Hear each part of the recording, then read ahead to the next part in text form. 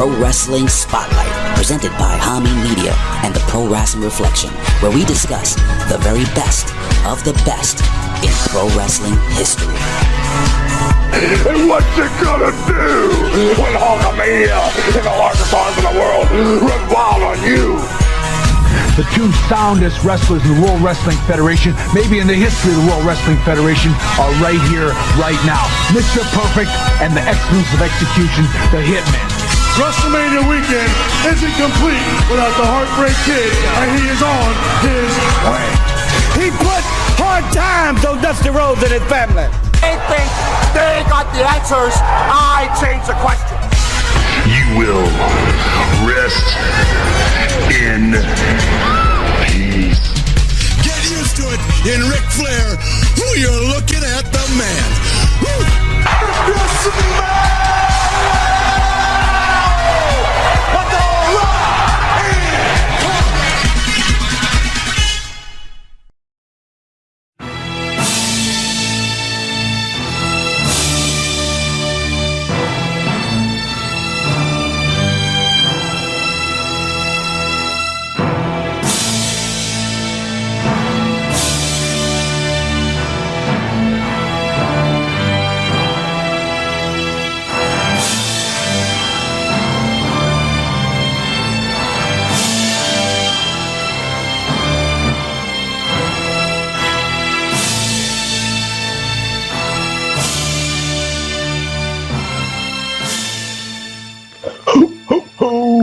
Merry Christmas, Reflectionites! Ho, ho, ho! Happy Kwanzaa, Reflectionites! Ho, ho, ho! Happy Hanukkah, What? You turning your back on me in the season of giving? This motherfucker, TW, is turning his back on the professor, his brother-in-arms, his compadre, and all that stuff. He's turning his back on me like he's some kind of Scrooge. What the hell is going on here?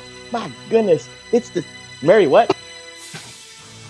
I didn't see it. Merry Stitchmas. Okay, well, Merry Stitchmas, Reflectionites, and also Happy Festivus for the rest of us Reflectionites and all that spiel. And quiet as it's kept, as transparent as the professor is, this will be the last PWR episode for 2024, and we are going to be done for the whole year, and we'll be back strong. I don't know, January 1st, 2025, maybe January 2nd, 2025. Well, I will check the calendars, and I will check TW's calendars, because, again, this motherfucker goes cross-country. He does these trips. He does these grinder trips. I don't know where he's going, but he's always going on a trip. And then he'll have some food that he'll be taking a picture of from some diner, some restaurant, in some city in the in United States of America. But, again, you need to hear none of that. Just being transparent. This is the last PWR podcast episode for 2024, and we are going out with a bang. But before we do that, before we get into the show, I must introduce myself because I am a man like that. I must introduce myself because I get younger and I get sexier every day when I introduce myself like this. I am the most charismatic one. I am the most effervescent one. But most importantly, I am the most glorious one.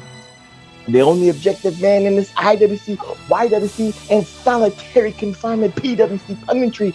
The only objective man in this political hemisphere. The only objective man in this social media conundrum. Your friend and mine, the Professor Chabebe Cruz. And I'm not here alone. No. I'm here with my brother from another mother. The motherfucker who turned his back on the professor when I started the show. He does this all the time. Every time I hit the record button, this motherfucker either looks to his left, looks to his right, looks down, looks at his phone, looks at an action figure, looks at the pipes, looks at it. I don't know what the hell he's looking at, but every time he just keeps looking. And then this motherfucker, to agitate the professor in the season of giving, he puts his thumbs up so he can get the fireworks going and then really piss off the professor. But again, neither here nor there. He's the conservative liberal, the liberal conservative, dum-dum doing his own, the iron stomach one, Dr. Freaking Stein, and still the undisputed, undeniable Detroit Rock City Universal Heavyweight Champion of the world, the Tommy Wonder. Happy holidays, my friend. How are you doing? You know, you said all the holidays and you didn't say the one you do. Isn't it like Ramadan for you? Or something like that? Right. Well, Happy everything. Well, everything. Yeah, whatever I missed. I don't even know when Ramadan is. No, it doesn't matter. See? Thank you. That's called karma reflectionites. He dropped something. I know he's trying to get the fireworks going. See? There it is. You do this to annoy me. Back on you. Listen, half the time I forget, more than half the time, I forget this is being a video also. So I am doing all that stuff because I'm keeping myself busy so I don't interrupt you, because I always interrupt you when you're doing the beginnings. So I figure if I turn my back and then you introduce me, I spin around. But no, you called it out while I did it. So you like right now, your head right now, you like Iceman King Parsons because of how your head is on that backdrop. I am. See these two heads right here underneath Hustle? The head under the S and the head under the E? Yeah. Well, you see the graphic, right? Yeah. You can tell which one's Billy Ray. You can tell which one's Billy Ray, which one's Track, and then which one is me. You're in the middle. Billy Ray's on my right and Track's on the left, looking like Whitney Houston's mom. I see it. But right now you like Iceman King Parsons because your head and Billy Ray's head looks like cornrows on the top of your hair. But it's apropos. I'm the leader of this group, and I'm in the middle. That's all that matters. Yeah. I dare A-Track to wear red with a red background. we ain't going there. It's not about colors right now. Well, for the red, it is for the color. It's the candy canes, TW. It's the Merry Christmas theme. But again, we're not going into gang affiliations here. Neither here nor there. But well, I wasn't meaning that. I meant all you see is his head because his clothes blend in with the background. I've known you for some years. I know your eccentric sarcasm here and there. But there's no blue there. I'm Team Red anyway. So. Well, you're a Detroit Red Wings fan. It's right there. But anyway, let's get into the last PWR podcast episode for 2024. So this way TW can go on his excursions for the rest of the year. Trying to keep a kayfabe, TW. But anyway, let's get into this very special PWR Spotlight Greatest Babyface Turns Edition Reflection Night. So it's going to be a quick episode so this way we can get out of here and get our party on and get going here. But, TW, before we even get into this Greatest Babyface Turns, I just want to say this for the Reflectionites. Executive producer extraordinaire, Big Ray, keep your prayers for him. Say some loving prayers for Big Ray Hernandez and his family. That's all I'm going to say. I'm not going to get into any more deeper stuff right there. That's all we need. Reflectionites need your prayers. Executive producer extraordinaire, Big Ray Hernandez. So let's get on with the show, TW, with the Greatest Babyface Turns Edition Spotlight. And what we're going to do is we're going to go back to 1992 Reflectionites. And, TW, it's apropos. We're still in Survivor Series hangover. We already were hung over with CM Punk and Roman Reigns in the War Games. Your favorite concept match. I'm very dismissive for War Games matches in the 2010s and 2020s. And it's not about WWE. It's not about AEW. It's just about the generations, TW, and why I don't like the War Games now. Nothing can top 87 to 89, but that's just me. But it's still Survivor Series hangover right now for the PWR podcast because we got to go back to Survivor Series 1992 edition. And for this Greatest Babyface Turn Reflectionites, we are going to analyze a very, I would kind of say, TW, a very strange babyface turn, because this is the example of the ultimate pivot in writing, in booking, in the direction of WWE and where it was going in 1993. Logistically speaking, Reflectionites, the Ultimate Warrior was fired again for the second time. I don't remember the circumstances, but it probably had to do with either money, probably had to do with a drug test, or probably both combined. But it doesn't matter. The Ultimate Warrior. It's funny you say that because I tell you, whatever reason, whenever I talk about stuff pops up on my Facebook, and there's a Sean Mooney interview where he talks about the stuff that really happened that led to the Warriors' dismissal. And he said at the time he went along with the company line, which I didn't even remember hearing this. It said the Warrior was let go because he refused to turn heel. He didn't want to turn heel and this, that, and the other thing. The first time was because he told him, pay me more money, I think, for the Hogan Slaughter Yeah, SummerSlam '91. Yeah, that one he got fired for telling him he wanted more money, and then this time was because he wouldn't turn face and he didn't want to wrestle on the weekend, or he only wanted to wrestle on the weekends. He didn't want to do road shows, all this stuff. But according to Sean Mooney, the flight back from Wembley, the Warrior got caught with HGH that they think he got from people he got connected up with in England through Davey Boy.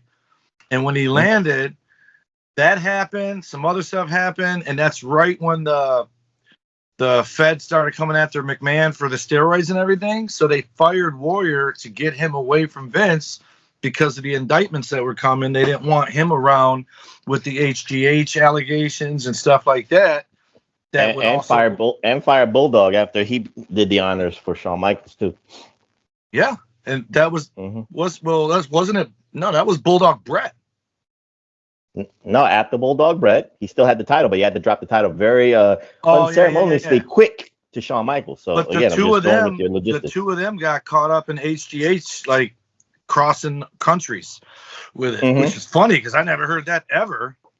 I heard that it was either drugs or it was money, but it could have been a combination of both. But I remember Ultimate Warrior was eventually fired twice. Did you ever hear the thing about he wouldn't turn heel? Because I never heard that. That's been debunked. That was just some conjecture from social media. Right, because they didn't want to say they fired him for the HGH bust or whatever. Yeah. Anything with booking, he just says that he just did the Hogan that doesn't work for me. That doesn't work for the Warriors character. That's all he just did. It wasn't about. And then Sean Mooney, the reason you know it wasn't the heel thing is because Sean Mooney said right after the Survivor Series, Warrior was going to go into a program with someone, and they were putting the belt back on him. And but they fired him before that. Huh?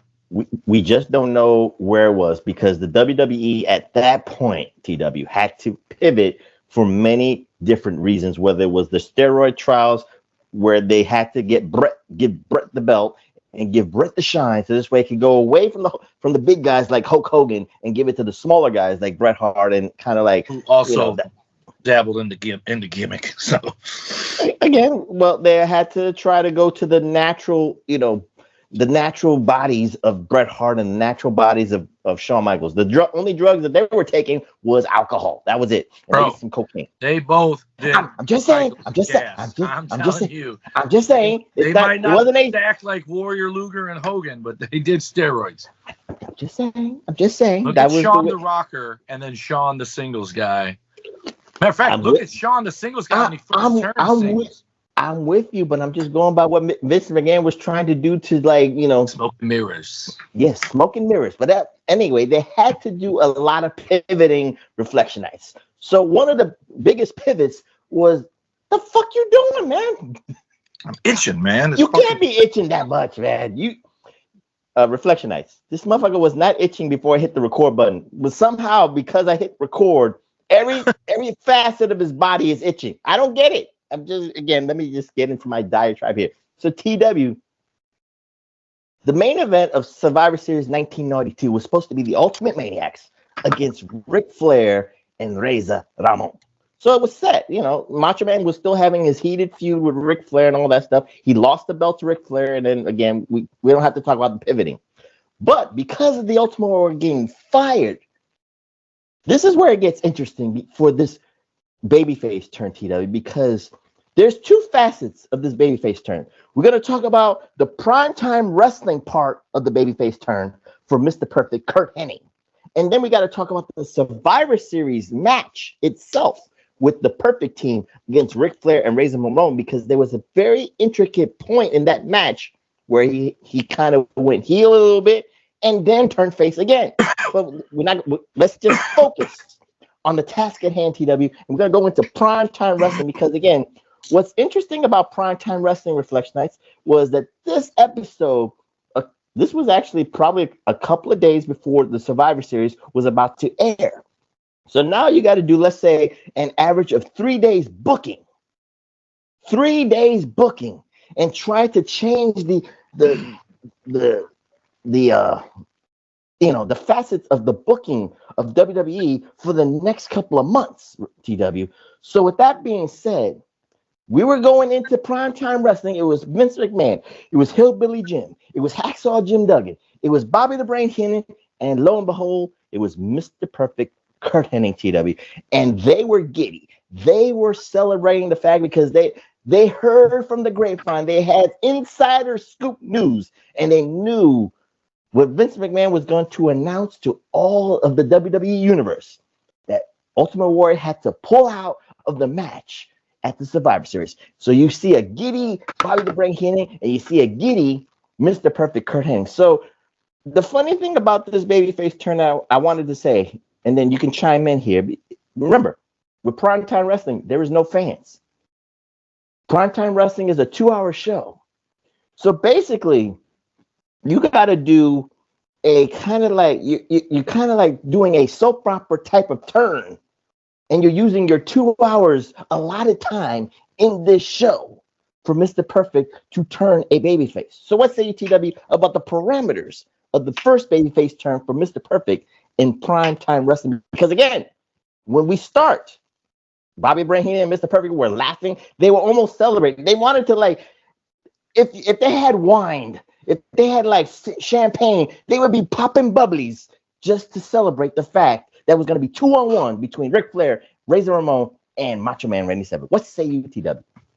The Tonight Show is what it always reminded me of, like, but without an audience. Didn't Primetime used to have a live audience? Because Bobby would have the Rosati sisters on there all the time. What the fuck, man? The Bobby Heenan show had no fans. It was Primetime Wrestling had fans for about 3 months, and then they ditched it.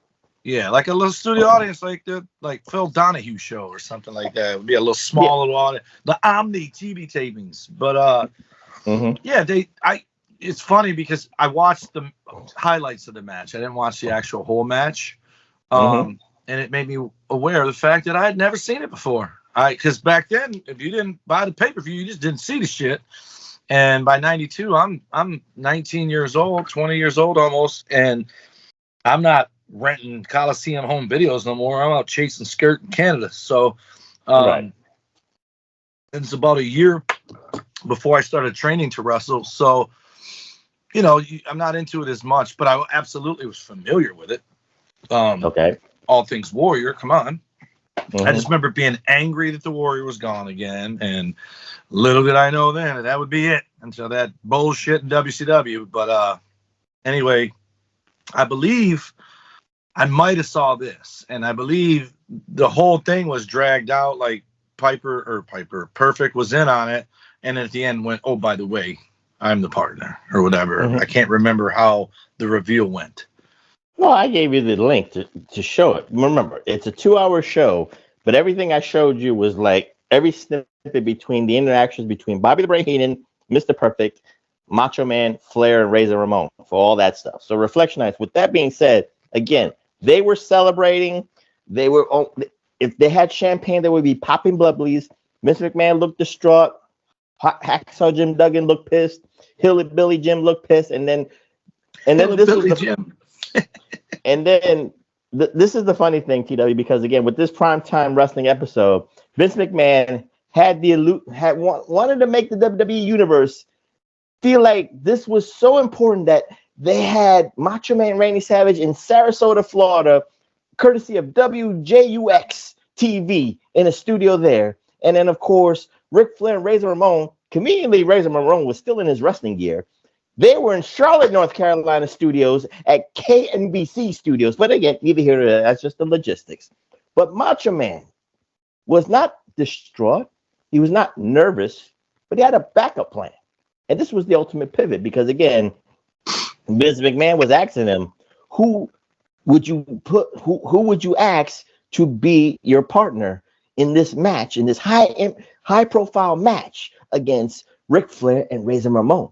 So Macho Man, being very calculating, very genius-like, very cunning, if you will, TW, he just blurted out the name. He said, I have the perfect tag team partner. And that was a dead giveaway. And then you just see the wheels turning in Perfect's head because this was great acting, Reflectionites. No doubt about it. It was great acting. Like, first, Mr. Perfect was surprised.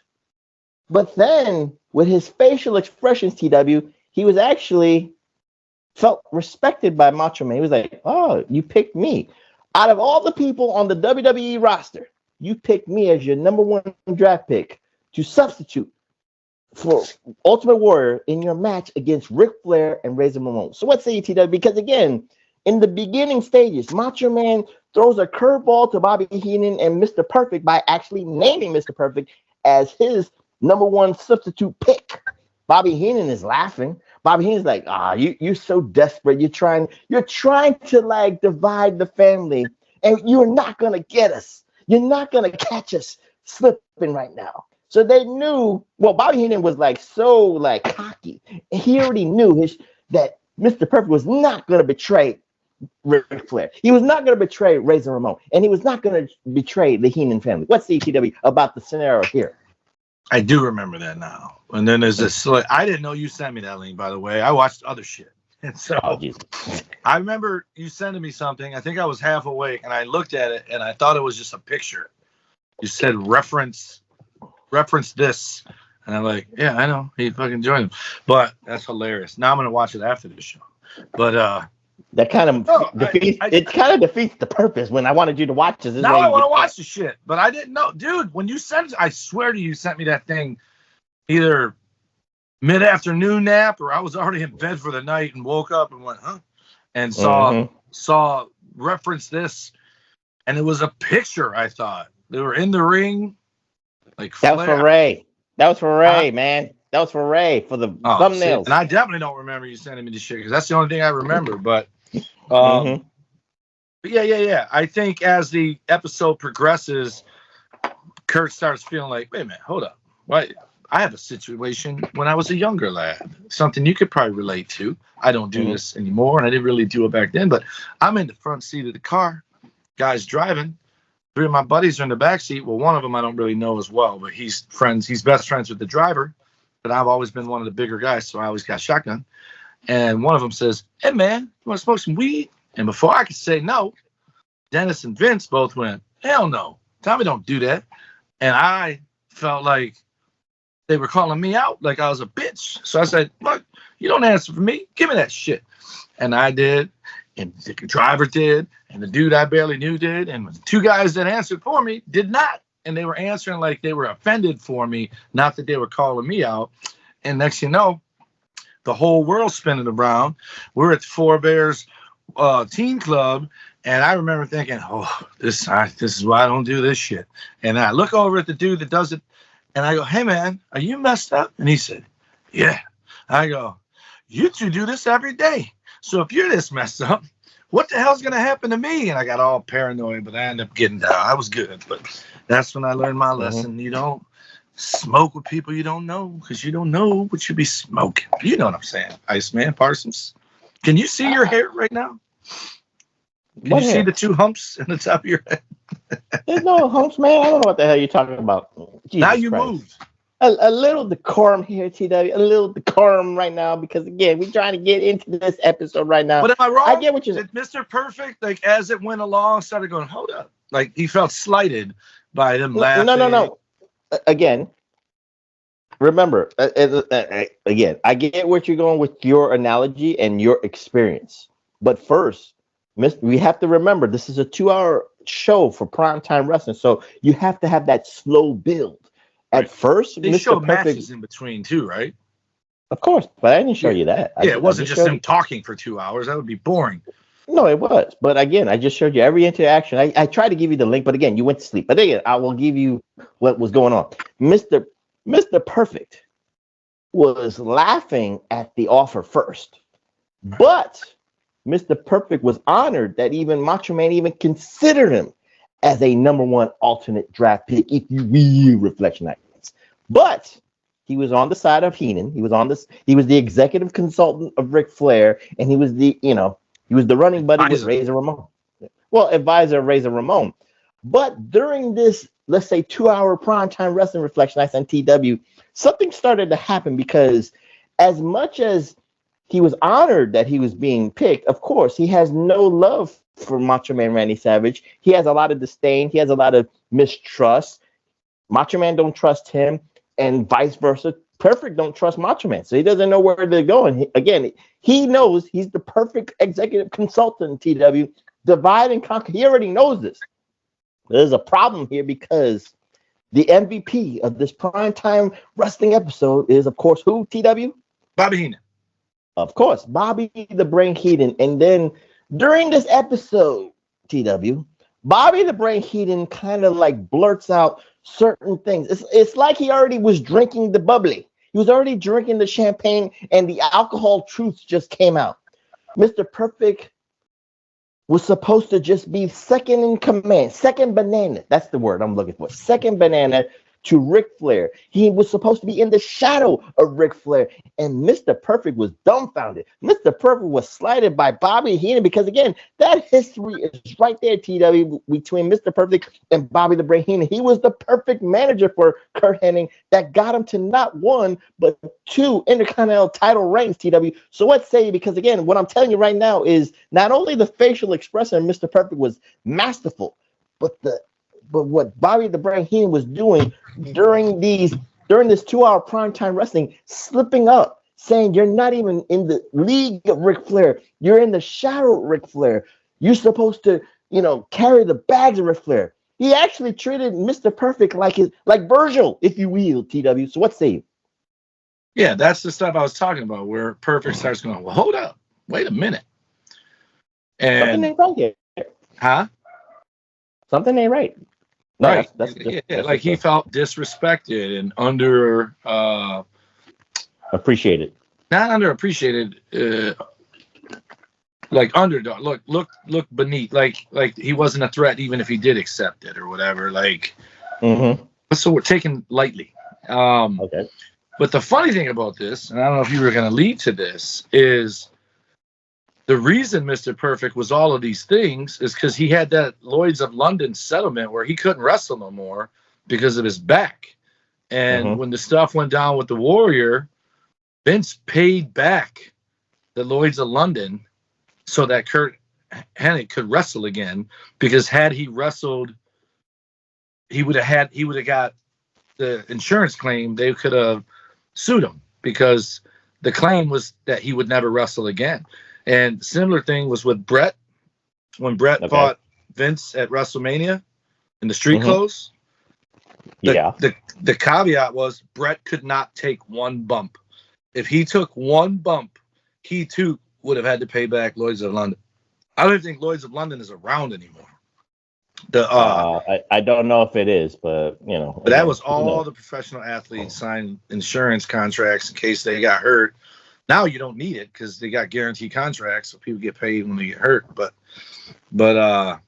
back then, Mr. Perfect, so you talk about, wasn't it? It was really, really close to Survivor Series when Warrior got fired, wasn't it? Yeah, it was basically about a week prior to it. This was all very much ad-lib booking for the next couple of days. Yeah, and they had to do it, and Perfect was the perfect. I mean, in all honesty, they did the right thing at the right time and did everything right, because who else would they have picked? Bring Hogan back? You know what I mean? Like who's going to team with Mike or Matt Macho and make it make sense? Where Macho Mike? I did not know there was a Macho Mike in the WWE. I fucking corrected myself and said Macho after saying Michaels. But like the Warrior and Macho Man both hated Flair and Razor. So anybody that he brings in it's not going to have the same flair, no pun intended. But by having Perfect be the guy who's like, screw you and screw you. Plus, I'm sure you felt the same way I did. You just felt like it was a trap and it was going to end up being Perfect, Razor, and Macho Man or Flair beating the hell out of Macho Man anyway. Like like a swerve turn or what, like a fake turn. And the only alternative that probably would have made sense would have been to not do the Bret Hart Shawn Michaels match and just have Bret Hart substitute the Warrior, because he beat Ric Flair. So it just would have been apropos just to do that match. Was that but it wouldn't have been a big deal. His brothers versus Shawn and the Black Knights? No, that's 93. I'm talking 92. 92 is Hart and Michaels. 1-on-1? Yes. Fuck, I don't even remember that. IC? No, world title. In 92? Survivor Series 92. Yes. Brett won in. I thought Brett won in '93. Saskatoon 92. You even said it on a previous podcast. Out of your And it was words. Brett versus Sean at Survivor Series. No, yes. Dude, I need to go back and watch that Survivor Series because I don't even remember it. That's your fault. I just know the history. I'm the professor for a reason. You can't, if that's the fucking world title match, you can't scrap that one and make. I'm just saying the only alternative would have had Bret Hart because he beat Ric Flair. It just would have made sense. Right. You maybe you go Bret and Macho versus Sean, Razor and Flair, like, and then Perfect could turn then and make it a 6-man, but there was no need to. Perfect was the perfect choice, pun intended. It was perfect, and it made sense because it gave new heat, but also kept heat in the first place.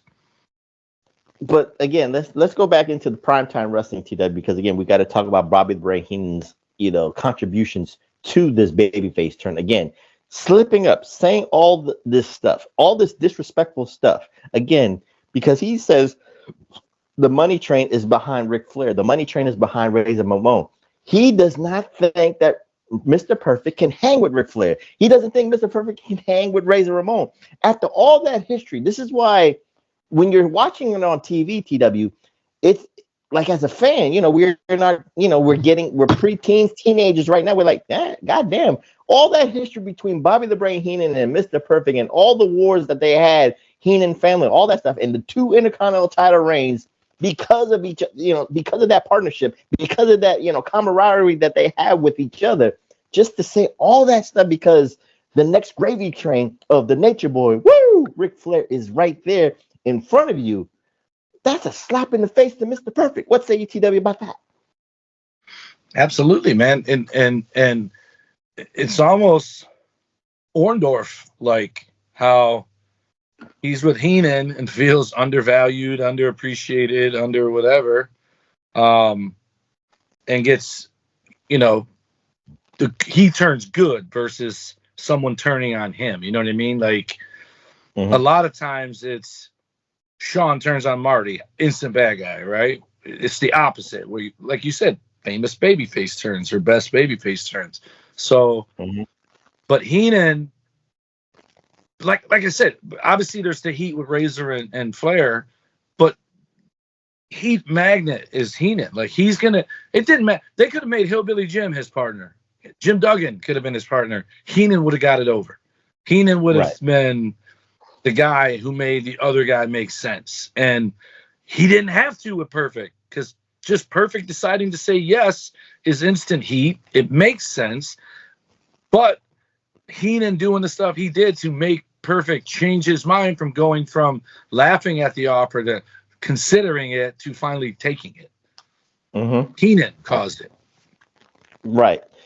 And what I'll say this here, TW, because again, another nuance to this is again the back and forth between Sarasota, Florida, and of course Charlotte, North Carolina studios, respectively. Again, we know that they were all in the same studio, but they had to act like they were all in these. They were, in Sarasota, Florida, and Charlotte, North Carolina, respectively. And again, the funny thing about Charlotte, North Carolina was Razor was in his wrestling gear, Flair was in his suit. So it was just funny to me, like, why the fuck is Razor in his suit for? There's no matches going on in Charlotte, North Carolina, because then if you're primetime wrestling, you're like, let's go to Charlotte, North Carolina for a match there. You should get one of those, never before seen matches. But again, that's hyperboles, Reflectionites. That's nitpicking. They were at a strip club. Again, neither here nor there. I'm just saying that's hyperboles. But now, because of what Bobby the Brain Heenan has said, and all that stuff, it's gotten to Mr. Perfect's, skin. It's got under his skin, if you will, to a certain degree. But he didn't hear this from Ric Flair. So now, again, another MVP to this because it's not Ric Flair, actually. It's actually Razor Ramon. It's actually Scott Hall. And it's funny because, again, with the Scarface accent, because remember, Razor Ramon was actually new in 1992. He was getting a rocket ship push to the moon, being second to Ric Flair and all that stuff, being in the co-main event at Survivor Series 92. So I'm just giving you the logistics, TW. But Razor Ramon, Scott Hall was like, listen, Perfect Man, you do what you tell us to. You do what we tell you to do. When Ric Flair says carry his badge, you carry it, Chico, and all this stuff. And Ric Flair is kind of like, God, don't say that, Razor. He has that face. It's monumental. If you did not see a reflection, please go back because I'm gonna go back. Well, that was your notes, but anyway, neither here nor there. But you got to see Ric Flair's face, TW, because he's like, shit. Why are you saying this? It's like, why are you saying this? But being the man that he is, being the nature boy that he is, he has to agree with Razor Ramon what he's saying. I do the wrestling. Ric Flair said it best. And he actually said it very civil. And he said it very diplomatic. I do the wrestling. Perfect handles all my other stuff. All my affairs behind the scenes. He handles the money. He handles the traveling. He handles all that. So as respectful and diplomatic as Ric Flair tries to make it sound, Mr. Perfect, you see the facial features. He went from smiling like, oh, you're in trouble, Macho Man, to like, this motherfucker Ric Flair is shitting on me, and he's treating me like a secretary right now. So TW, what say? Because again, Razor Ramon is the biggest antagonist right now to changing Mr. Perfect from heel to babyface in this 2-hour primetime wrestling span. He's the muscle, and he's being a muscle head. He's helping whatever Heenan already set up. He's helping make it happen. Like I said, it's the stuff wrote itself, man. Like Flair did his part, Razor did his part, Heenan does his part. Like you said, the acting by Kurt Hennig, he does his part. Everything is perfect. And again, it's a pun. I'm not meaning it to be a pun, but it's just it was almost like a gift just sitting there waiting to happen. Do I still wish it was Warrior and Savage? I do wish that, but again, it is what it is. And I said this before. Maybe if Warrior doesn't get fired, maybe if he's still around, maybe he's not even close to my top fucking 4 guys of all time, probably number 1, because his career might have taken like Ric Flair.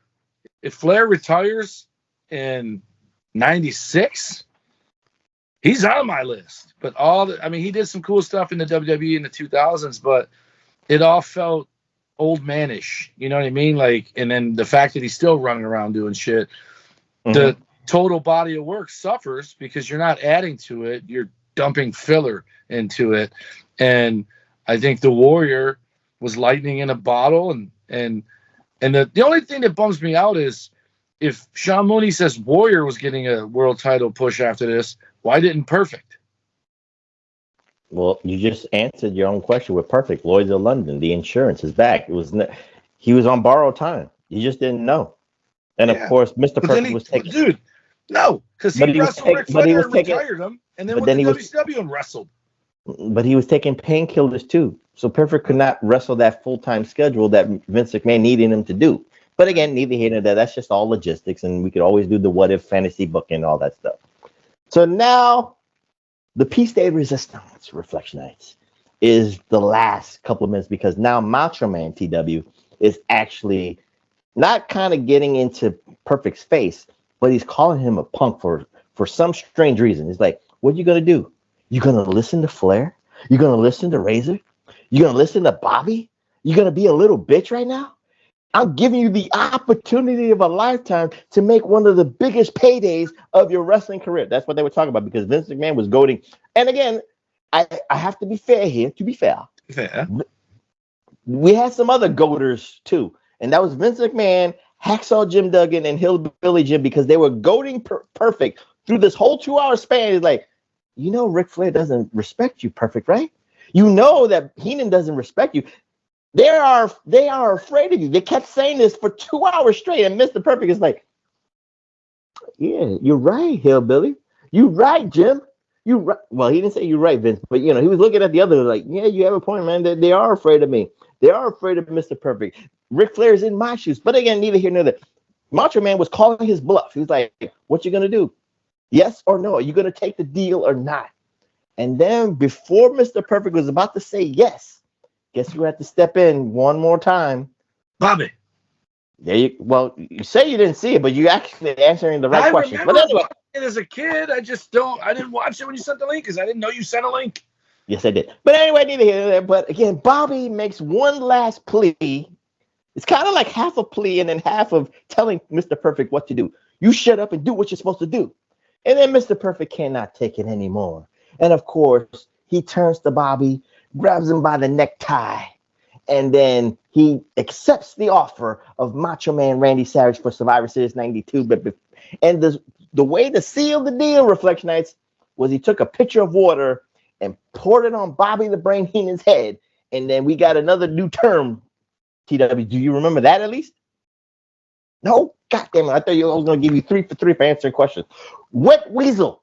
He turned him into a wet weasel and accepted the Macho Man's offer to be his tag team partner at the Survivor Series. So TW, what say you? Because again, that was the piece de resistance to, for the casual viewer, the fandom viewer, the wrestling viewer to see what was going on. Again, you're not in the arena. You're not at center stage in Atlanta, GA, where the fans can clap and say go, go, go, and all that stuff. So you're not getting that fan reaction, but you can sense if you're watching on TV. Like me, I was like, oh shit, this is gonna happen. I can't wait to get the pay-per-view. I wasn't clapping, but I was like, oh, I'm interested. What's AETW? As the fan watching this on TV, because again, you don't know the fan reaction. You don't know what the fans are thinking about. You can't take a poll. There was no Twitter. It was like, hashtag perfect turn babyface or all that stuff. So what's AETW? How did you? If this happens 5 years later, the next night, every sign in the arena would have said "What Weasel," and they would have had merch, and they would sell T-shirts, and he would have miraculously healed sooner. But I'm fairly certain I was still mad as hell that it wasn't the Warrior. Like, perfect scenario for me is Macho Man's the one that's out, and Warrior is the one that picks Mr. Perfect and has the match, because there's no way I wasn't upset. And huge Mr. Perfect fan. He's always been in my top 5. He will always be in my top 5. He is better than Flair to me. He is better than Macho Man to me. I always say it's Brett, Shawn, and then Perfect is the third guy, and Kurt Angle. But it's hard to pick Kurt Angle because that dude started after me. But as a kid, it was Rick Rude. It was Kurt Hennig. It was Stunning Steve Austin. It was those guys that made me like bad guys. And then, of course, Shawn Michaels when he turned on Jannetty, even though I was fucking mad as fuck because that's my favorite tag team. So basically, you was the only one in America that was pissed off at this because the Warrior was out. Oh, no, I wasn't just me. My 2 buddies were pretty pissed, too.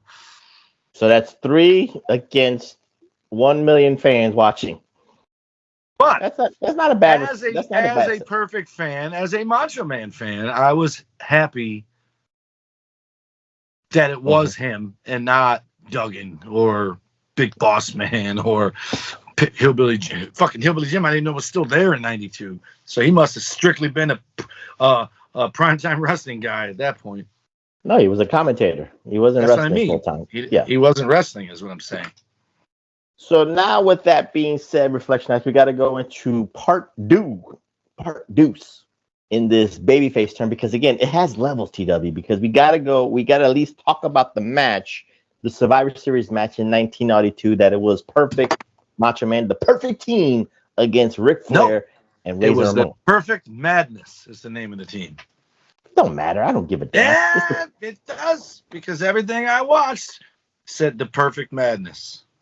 Well, remember, Macho Man had to sell the idea, so he actually took the onus of not calling it the Perfect Madness. He called it the Perfect Team. He gave it all to Mr. Perfect. But anyway, neither here nor there. It's all logistics. But we have to talk about the match, because in this match itself, again, it was the first time since SummerSlam 1991 that Mr. Perfect was actually that was the first time he wrestled on TV or on pay-per-view, whatever the case may be. So again, the bag was out.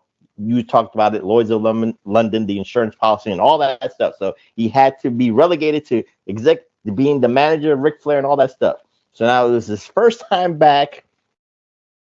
I actually liked the gear he was wearing, because again, he kind of kept, with the spandex and all that stuff. So it was kind of nice to see that Mr. Perfect singlet, if you will, with the symbol on his front and on his back and all that stuff. So it was kind of nice to see that. It was and all almost that like stuff. his NWO gear. They're just black. Yeah, kind of like that. But before going into this match, TW, again, they were selling this point. Can Macho Man trust Mr. Perfect? So that had to make the consumer pay $39.95 for this pay-per-view because you wanted to see that answer. Will Mr. Perfect and Macho Man Randy Savage, Perfect Madness, if you will, TW, will they be a cohesive unit, or was this the ultimate swerve between Ric Flair, Razor Ramon, Heenan, and Mr. Perfect? What say you? Because again, that's the ambiance. That's what has to get you to pay $39.95 for this pay-per-view. I mean, you had everything. You had people who are like, fuck yeah, I want to see Perfect beat the shit out of Flair and Razor. Then you had people going, there's no way Macho Man can trust him. This is a setup. You had just either you were believing it or you weren't believing it, but you were wanting to watch it. There was no doubt about it. And again, I didn't pay the cable bill back then, but if I'd have been living on my own, I probably would have ordered this pay-per-view. I mean, I probably would have already had it on speed dial order when the Warrior was supposed to be in it then. But Perfect and Macho Man, it's just, I don't think this is a long, but they did announce it as a kind of one night only type thing. And I did watch the promo they did, which I thought was awesome because it does the same thing I just said. This match went, wait, before you say anything, this match went for 20 minutes, barring ring entrances and all that stuff. Right, but I'm saying that the promo to set it up when they were face to face, they both talked about how they didn't like each other and that I'm not a fan of yours, Macho Man. And but basically Ric Flair was living in my shadow. He was walking in my footsteps, and Bobby Heenan was trying to hold me back. And Razor Ramon, I brought you to the WWE. So he said all the reasons why he had to beat those three guys up. And Macho Man didn't. Macho Man said, I love your confidence. I love your cockiness. And we're going to be whatever. And then it ends with them both saying, dig it, and looking at each other shocked, like, whoa.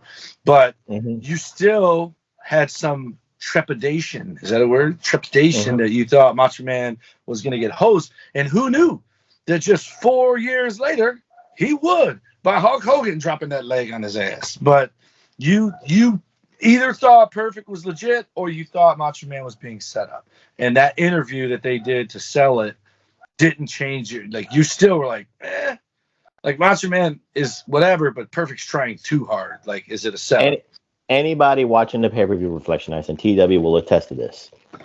We were on the fence because we were expecting it. Again, this is where we were kind of hip to the business. We're like, we know the formula here. We see it coming a mile away. So you have got to like kind of put the swerve on the fans. God damn, how much this motherfucker has been scratching himself for 40 minutes. Jesus Christ. No, not 4 minutes, 40 minutes. I'm almost timing you right now. Jesus Christ, what is wrong? Take a bath there. Answer. I just looked up and thought the thing said it's not recording. And I was like, oh no. Don't say snake, Bubby. All I'm just saying here's in hindsight, you said something. You said we're hip to the business. Here's what we should have known Perfect wasn't going to turn. Okay. 3 months earlier, or was this a year later? When was the wedding? It was 92, right? The wedding was 91. Ah, so that was a year ago where Jake turned on him at the wedding with the snake biting him. Yeah, Jake was already a heel, betraying the Ultimate Warrior and all that stuff. Then it was Sid that turned. Somebody turned on Macho Man at his wedding.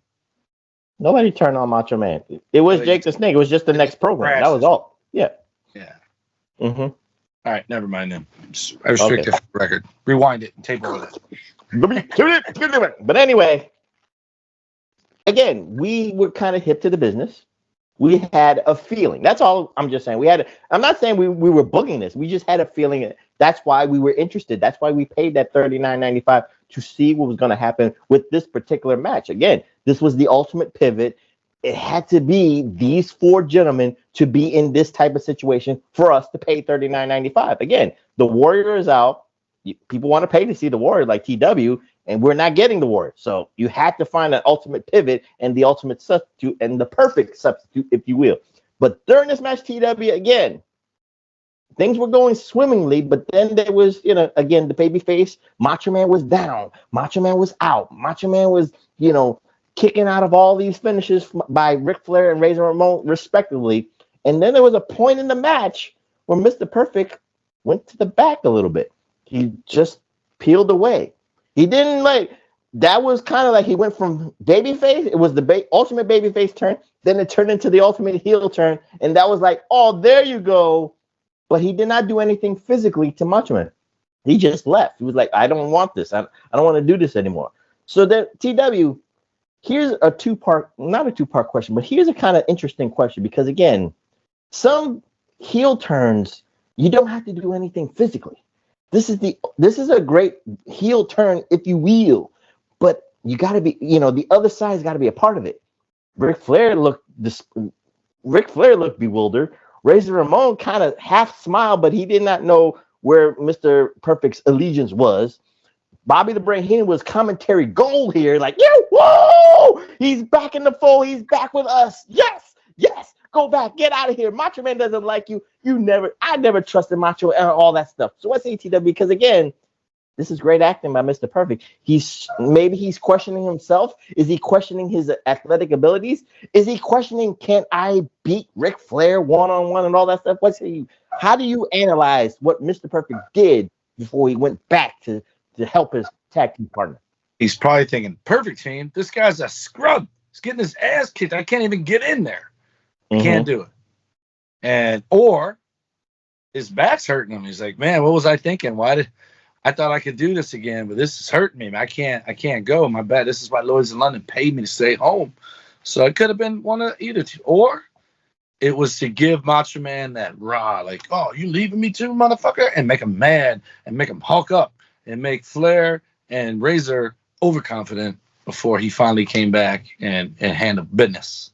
But remember the caveat, TW, because primetime wrestling, there was no fan reaction. So we couldn't gauge what the fans were thinking. So almost basically, you had to do this scenario. I think Vince McMahon and Pat Patterson, the writing, like you say, long-term storytelling, writing geniuses, they had to have a specific spot in this match for Mr. Perfect to question either, do I trust Macho Man or not, or whatever the case may be. But you had to get the fan reaction because initially the fans were a little bit pissed.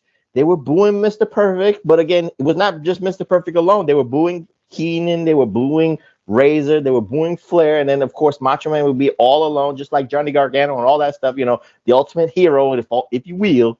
But then when Mr. Perfect came back, there was a rush of the adrenaline for Mr. Perfect. There was a rush of adrenaline for the fans. You got to hear 10,000 people in that arena, popping for Mr. Perfect to come back, and of course, the baby faces do what they have to do. So TW, take it on. What say you about that scenario? It's good. It builds sympathy for Macho Man. It gives him that Ricky Morton, Daniel Bryan sympathy heat. And then just like we talk about all the time, there's a thin line between heel and babyface. If they love to hate you, they're going to love you. And for him, I like your idea that you're kind of testing the audience because you don't know how they feel because primetime is no audience, and then they're booing when he gets there. So you almost make the fans, first of all, the fans are idiots, and they probably like, see, I told you. But really, they should be like, we caused this shit by booing him, and he should have grabbed the microphone and said, you guys, I'm trying to help your boy, and you're booing me? That I would have said something like that, right? But the second he comes back, all is forgiven. He's babyface for life. He's over. He's one of the boys. And that's what they did. Yeah.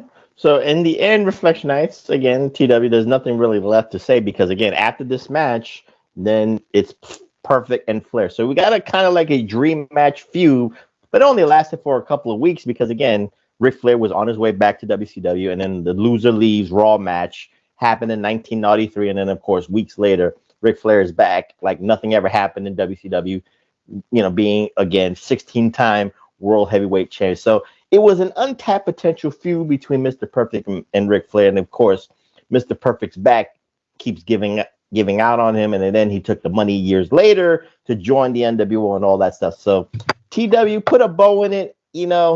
there's so many good Easter eggs in this thing, right? So okay, go ahead and say that. Put the bow in the Easter eggs right now. Yep. You got Macho Man and Perfect. When I was watching your interview, I'm like, these two, their past had to cross as kids, right? Because one is the son of Angelo Poffo, the other one's the son of Larry Axe Hennig. At some point, like you hear all the stories now about how when Roman Reigns was a little kid, when The Rock was a little kid, he was, around the locker rooms and people knew who he was as a kid. You have to believe these two kind of had that. But you wouldn't know it with WWE because it's Mr. Perfect and it's Macho Man. It's not Poffo. And most people didn't know Randy Savage and Lenny Poffo were brothers because of the name difference. But you had that.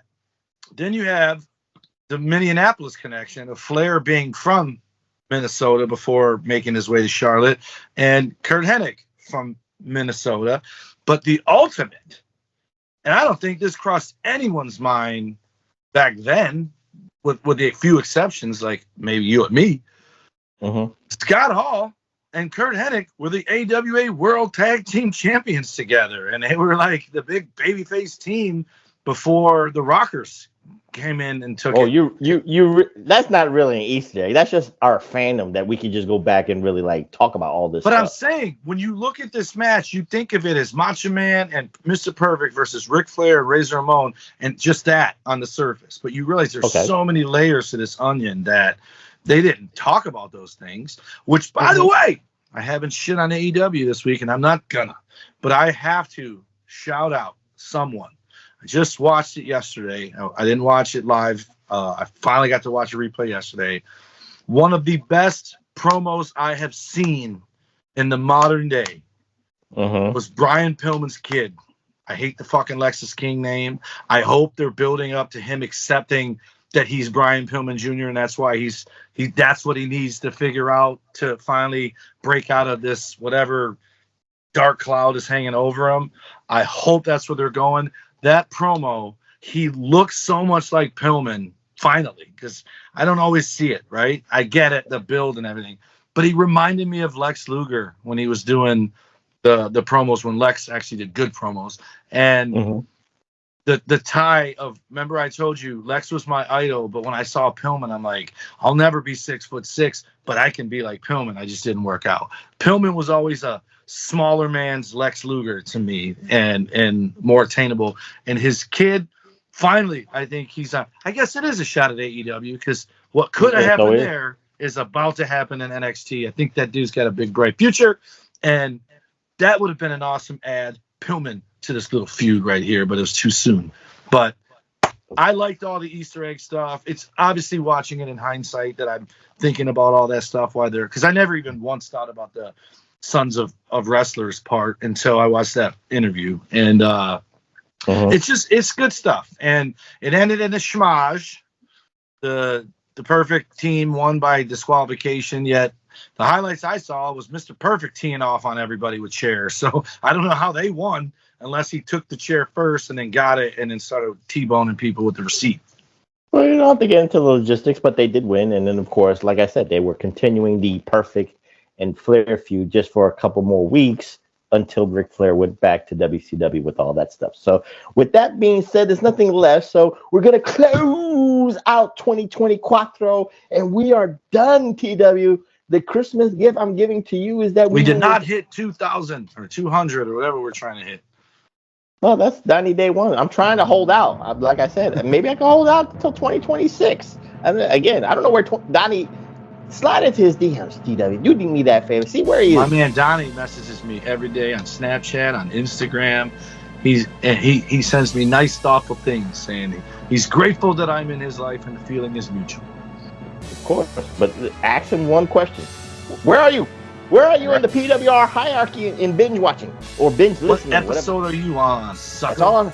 That's all I'm asking. So this way we know. So this way I can at least get it close to 200 and all that stuff. So with that being said, we close on 2020 Quattro. Again, I don't know what the hell we're doing. I got a whole year to think about it. I got a whole year to either go episodic. I got a whole year to go with another what if. I got a whole year to go with another spotlight. I got a whole year to go about the movies and all that stuff. So again, I'll keep you on your toes, but I really don't give a fuck right now. We'll do it when we get back into 2020 2025. So with that being said, TW, give out those socials one more time for 2024, and then we'll get out of here.